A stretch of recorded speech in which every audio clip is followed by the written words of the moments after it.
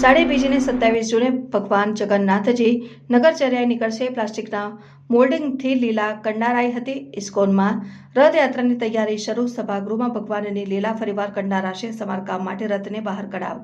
શહેરમાં હરિનગર 5 રસ્તા સ્થિત ઇસ્કોન મંદિર દ્વારા અષાઢ સુદ બીજે ભવ્ય રથયાત્રા કઢાઈ, જેની તૈયારીના ભાગરૂપે મંદિરમાં ભગવાનની લીલાઓ કંડારવાનો અને રથના સમારકામની શરૂઆત કરાઈ છે.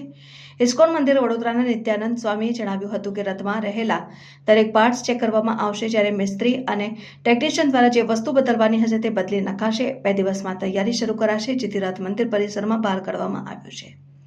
ઉલ્લેખનીય છે કે 27 જૂને અષાઢ સુદ બીજના રોજ રથયાત્રા નીકળશે. સાથે મંદિરના સભામાં માંગલની ફરી વખત કંડારવામાં આવનાર છે. પ્લાસ્ટિકના મોલ્ડિંગથી તૈયાર થતી આ લીલાઓ 1998માં કંડારવામાં આવી હતી, જેને આ વર્ષે ફરી વખત કંડારવાનું શરૂ કરવામાં આવશે.